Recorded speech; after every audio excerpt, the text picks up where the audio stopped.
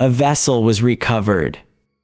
That's the first sentence of the Maritime Authority's report.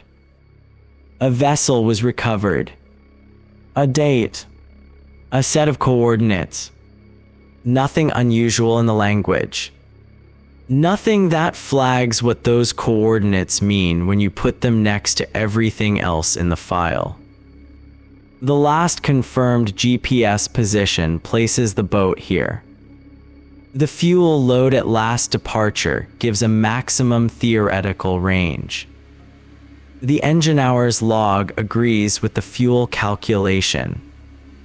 All three records point to the same outer boundary, the furthest the vessel could have traveled from its last known position under any condition the record documents. The recovery coordinates sit 47 miles beyond that boundary. Not at the edge. Not close. 47 miles past the line where the boat, by its own data, ran out of options. The recovery report doesn't address this. The case summary doesn't address this. The case is closed. That's where we start. The search began the day after the vessel was reported overdue. Assets were deployed.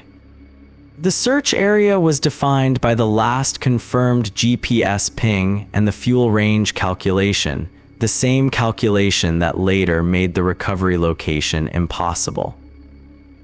They drew the boundary. They searched inside it. The search ran for days.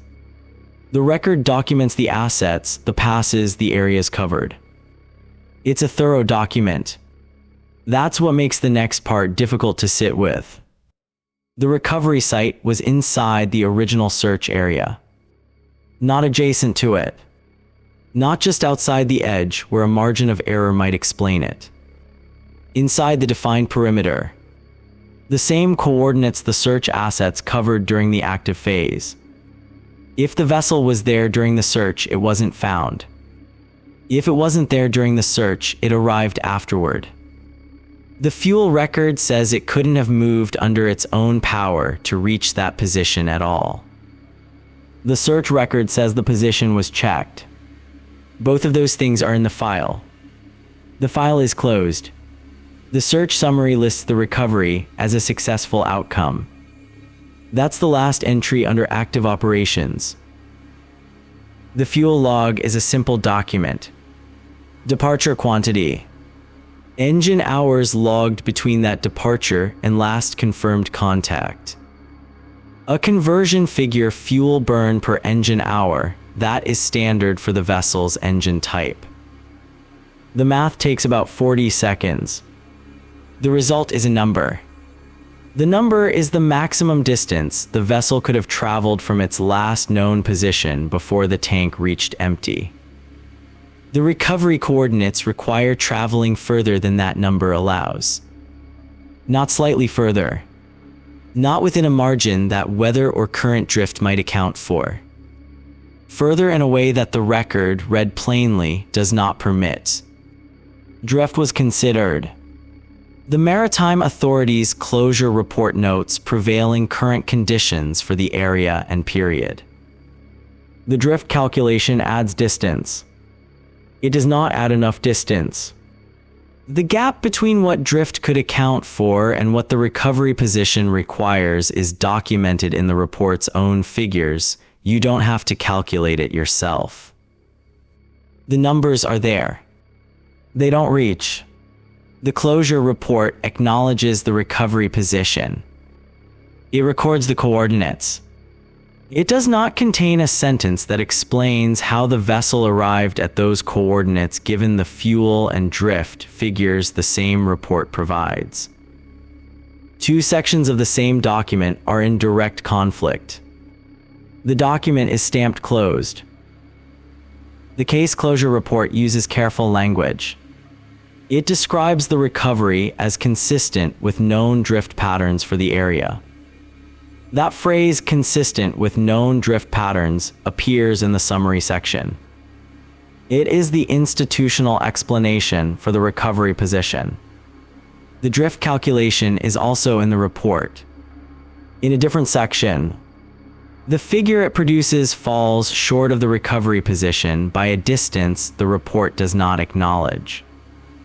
These two sections of the document were written by the same institution, filed at the same time.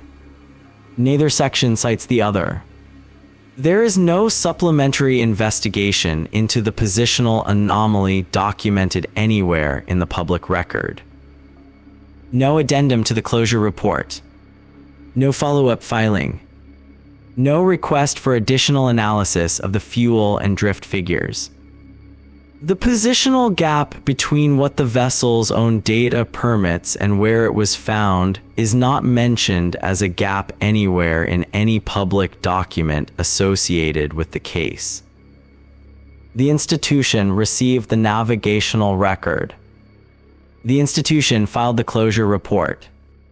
The institution used the phrase consistent with known drift patterns and moved on.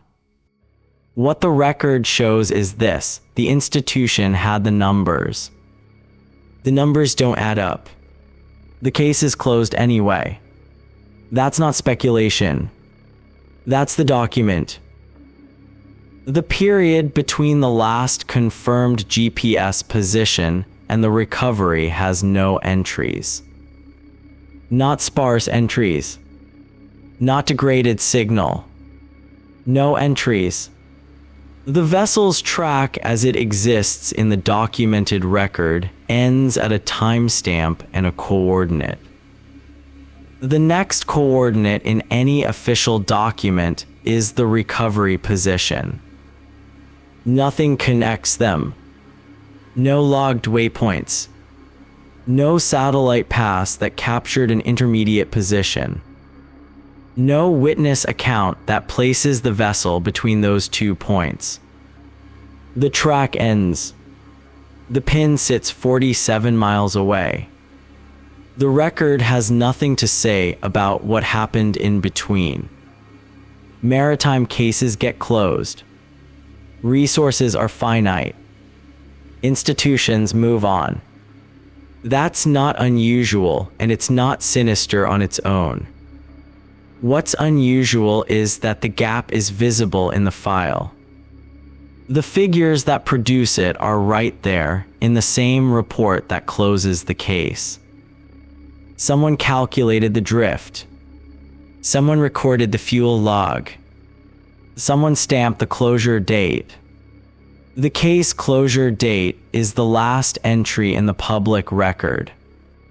The nautical chart is still there. The track still ends where it ends. The pin is still 47 miles further than the track can reach. No one has filed anything since.